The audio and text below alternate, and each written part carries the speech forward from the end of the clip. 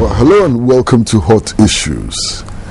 You recall that a couple of weeks ago we had a conversation with Mr. Jake Obechebi-Lante, current national chairman of the New Patriotic Party and an aspiring national chairman.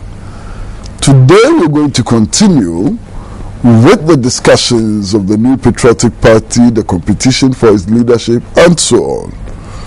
And we are especially privileged to have with us in the studio a very, very articulate gentleman and a businessman who also wants to be national chairman of the New Patriotic Party. We're going to go into his motives, we're going to look at the campaign itself, and whether indeed there has been frustrations in the campaign. This is Hot Issues, and we're welcome to it. We're looking at the New Patriotic Party and the contest for its leadership.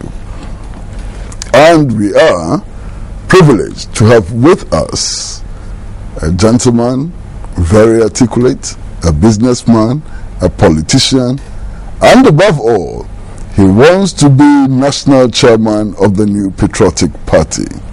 We are talking today to Mr. Paul Afoko. So you're welcome to the studio. Thank you very much, PC. Yes, sir. Thank you.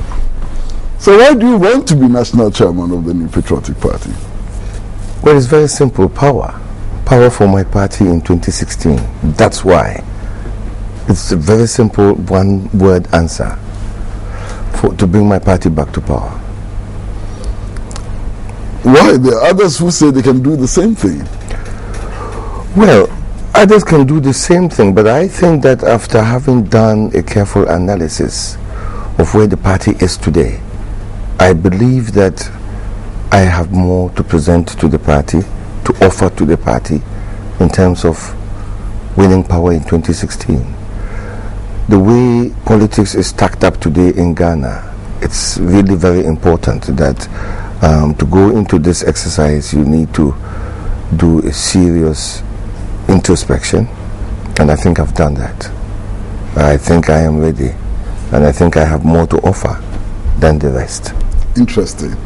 But what is the state of the party which convinces you that you are the man to move the party forward?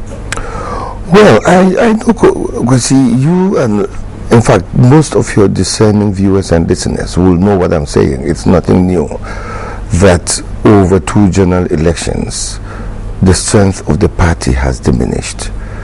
We have been knocked back from a position where we were dominant in 6 regions in 2000 to now where our dominance is in 2 regions. That is the first, that is the start.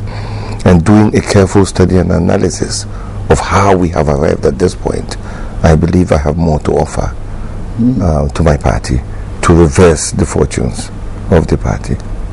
But how have you arrived at this point? Victory in 6 regions to victory in just 2 regions.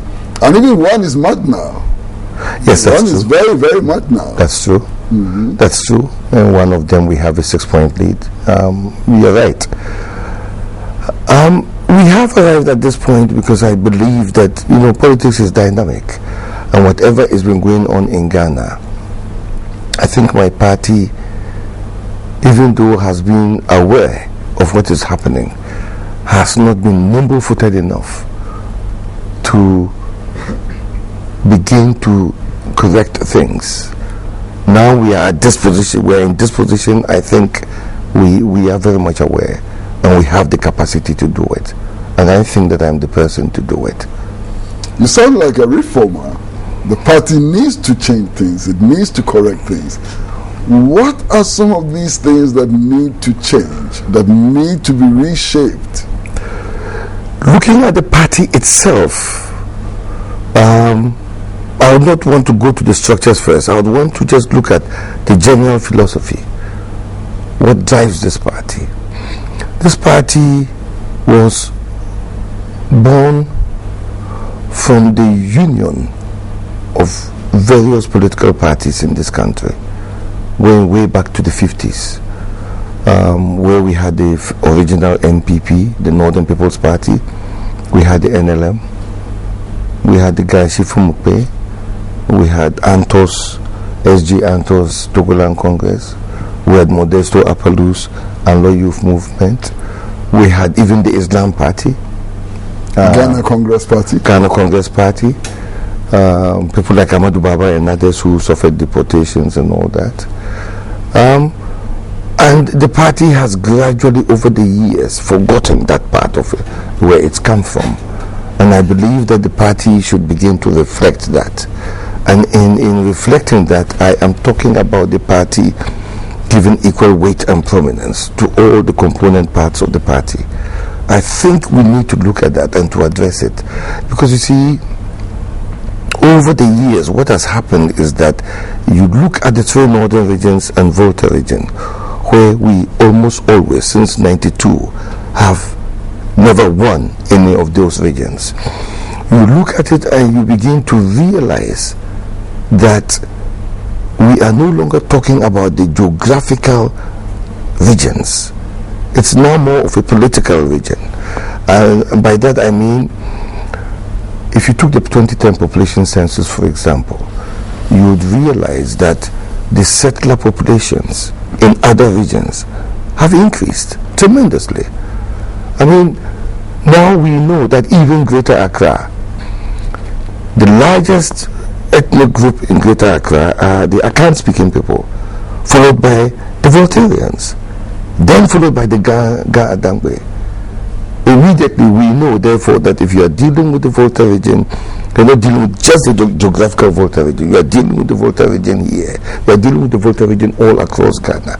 I grew up in the north with a lot of friends from Ewe friends. I have a smattering of the language. I even sing some of their songs along with them. Using the same population census, look at Bongahafo, where the settler population has now gone up to 44%. The party took a huge knockback. Even though round 1 of 2008, the party was holding Bongahafo. When the dust finally settled, we lost Bongahafo. And you see, the thing is, we are not losing the Akan constituencies of Bongahafo. That's where the heart of the matter lies. We are not losing the Akan, we're not losing the Sunyani East, West and other places, but we are losing the Techima North and South, the Kintampo North and South, the Atebubus, where the settler population is heavy. So I'm just giving these examples. I mean, 36% of Western region, 35% of Eastern region, 25% of Ashanti. We need to begin to address. And by addressing them, I am not saying that we have to ignore our core constituency. We cannot do that. But we need to be true to ourselves and reflect who we are, going back to our foundations. Once we do that, and people begin to identify with us, and we have numerous examples of having done what the local population wants. Even in terms of presenting to the local population a candidate that reflects that local population. And we've won those seats. And I think to apply it to the national level will inure to the benefit of my party. How would a trip into history help your party to take advantage of the fact that we are becoming more cosmopolitan? Well, a trip into history is really to help establish in the mindset of the party and the general populace who we are. You see, we have gradually gotten to the point where we've had various negative tags hung around the necks of the party, and those tags have to be taken off. We can only take them off, one, by doing that which we need to do today. But in so doing, I mean, we go around and we pride ourselves of having 3 basic pillars, Dankwa, Dombo, Buzia. We need to address that properly. We need to reflect that. I think that is what it's all about. We're not going to dwell in the past. We have to build all our bridges into the future, not into the past. But the past will guide us. It's the saying that if you don't know where you're coming from, you know. How are you going to achieve that reflection of the unity which formed the basis of the Dankwa Buzia Dombo tradition? Is it just by the kinds of people you elect or you appoint? Or is it by broader policy which unites the people of Ghana?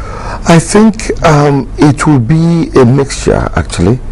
One, the kinds of people that we appoint will be a symbolic thing. But the broader policy of actually reaching out and letting people feel that they have something in there and therefore can relate to. And it's an education process, and it's not something that's going to happen overnight. It won't happen in a year. It cannot. That will be waving a magic wand. This is a process, and that process will have to begin somewhere, sometime. And I think the time is now. The time is now. Now, what do you, as a person, bring to this yearning for change? Well, I believe as a person, I bring a considerable experience that I have built over the years from my childhood, from my professional life, from my personal life, from my political life, where I grew up at the feet of my uncle Mr Afoko, who was in the Legislative Assembly, where I grew up at the feet of somebody like my dad. And I can remember way back when we were kids in Tamale, one morning my dad being very upset, listening to the radio and talking about these white people, look at what they've done. And it was in reference to the uprisings in South Africa, when the apartheid system over the passbook, they went ahead and killed quite a few. I've forgotten them. It wasn't the Soweto. The Sharpeville Massacre. Sharpeville Massacre, thank you. The Sharpeville Massacre. I can remember it clearly. As a kid, I couldn't understand what was going on. But my dad was angry. And he was going on and on and on at breakfast. So I grew up gathering experience over the years. And quite a lot of it has been positive. And I believe that considerable experience is what has shaped me into what I am today. I am a sum total of everything that I have experienced. Positives, negatives. I am not them. I am who I am today as a process of distillation to have arrived where I am now. Your competitors are speaking the same language. I mean, there's one of them who claims that he was part of the team who secured victory for the party in 2004. Yes. And therefore, he has the requisite experience. Yes. There's another one who says that, well, he led the team to achieve victory in 2012. So you're all saying the same thing, aren't you? No. Well, of course, I know that victory was not achieved in 2012. Exactly, that's why I'm puzzled. But there are people in your party who believe that they achieved victory. No, we didn't. I think we need to, you see, what we need to do is to confront the issues. We deal with what is, not what could be, what may be, what should be, but what is. What is that we are in opposition. What is that being in opposition means we haven't won the election. What is that the Supreme Court has told us that we didn't win that election. So I don't think we should dwell on that. I mean, we should be realistic enough to say this is where the issue is. This is where the party stands today. I mean, I could wish that it is night right now, but it's not night. And where people say that they have achieved for the party, we thank them for that. Grateful that people have done their bit. But it is time for the party to move on. It is time for the party to look to the future. We cannot dwell on the past. We can't rest on our oars and think that the canoe will keep going forward when we are not paddling. Those who are tired and have served the party, please, if you are tired, retire gracefully and and you suffered for the party, you are bred for the party, please, it's time to retire gracefully and allow those who have the energy to continue to build on what you have done. And once we arrive there, once power comes in, then we can reward. Because you see, political party office is not a reward, and it cannot be a reward. It's a position to fight. It's a fighting position. It's not for loyalty to anybody. It is to fight to win power, and once you've won power, then reward can be given to those that are deemed to be loyal. Now, at the end of the elections, you have won, and I'm making an assumption. Yeah. What then happens to stalwarts like Jacob Echebilante, like Stephen Intim, like Fred Owari, and many others who would have lost? They will remain very relevant to this party. How relevant? They have a pool of experience. You see, you cannot throw away the institutional experience that has been gathered in these people. I tell you, I'll go back to people like even Peter McMahon. Look at what he's doing today outside of Ghana, politically, promoting democracy. All such talent will be brought in. Sadly, I think that the largest and best resource that this party has is its human resource, and that human resource has to be harnessed in full. We will put everybody in the yoke, and we will have to pull that plow. We need power, and in going for power, everybody has a place to play, a part to play in this battle that is coming. 2016 is not going to be a walk in the garden. Are you going to win this election? Yes, if the party actually goes along with what I am suggesting, and if we are going on the assumption you made that post 12th of April I am party chairman, then I can assure you and your viewers and listeners that NPP will be back in power. What convinces you that you are the choice of the delegates? Not that you will be the choice of the delegate, or at least there's the potential that the delegates will choose you. What I have done, because see, it's been a very long and arduous process. First, it was looking at what we thought were the problems besetting this party, and second was to go out into the country. And I think 3 weeks after the Supreme Court case, I was out there, and I went from constituency to constituency, and in each constituency I did not interact with the executives and the general party, because when I was going around, we had not done our elections, so we didn't have executives who would be delegates, and I interacted with all of them. 270 constituencies. I couldn't do the 5 because there were issues around them. In fact, one of them, Ejisu Juabing, only just this past week had their elections. So I went around 270 constituencies. I interacted and I listened to the party. I heard the party. But in hearing them, I went beyond hearing and I listened. The people I interacted with were not only the old executives, but I opened up to our party activists. In fact, interesting enough, I went to one constituency in the north where the old executive wanted to exclude all these young men and women who were hanging around wanting to come in to hear what was going on. And I pleaded with them to let them come in. Believe it or not, those young men and women have overturned the apple cart. Last time I went back there, those young men and women had overthrown the old executive, and they were now the executive. Now, what makes me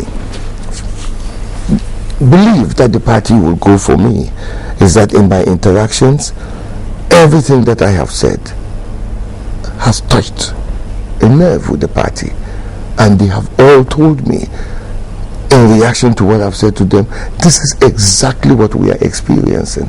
This is how we feel, and we need to move forward. And when I went around initially on this exercise, I didn't go saying, look, I'm campaigning and I want to be so and so. I went around and said, this is the situation I see the party in. This is where we come from historically. This is how I think we can sort this problem out, and this is what I have to offer, concrete. But before I will even do that, when the time comes, I would want to put my heart in the ring. Do I have your support? And they said you had their support. Naturally, human nature being as it is, no, people don't want to be nasty. So they would say, yes, we agree with the sentiments. I identify with what you've said. And therefore we think that you empathize. You will reflect us. And so please go. But there was one constituency where it didn't go well. Well, hello and welcome back to Hot Issues, and we are in conversation with Mr. Paul Afoko, a businessman, a politician, an articulate gentleman who wants to be the national chairman of the New Patriotic Party. So the vetting process was stalled, allegedly because of you. Yes. How did you feel? Initially, there was a lot of disbelief, but now that's all water under the bridge. I went into a process where I was. How do I put this? It was disbelief. I would say disbelief, consternation, because I was told that there was a petitioner. And this petitioner had said that I had been to prison. Subsequently, after almost 3 weeks, I then got to see the petition for the first time. That was the day they cleared me. And yes, even the petitioner stated that I am very open about my being to prison, going to prison, and proud of it. But the only time I ever went into custody was political. When we organized a demonstration way back in 82, in fact, yes, it was the 1st of January 82 in the north against the PNDC for overthrowing the constitutionally elected government.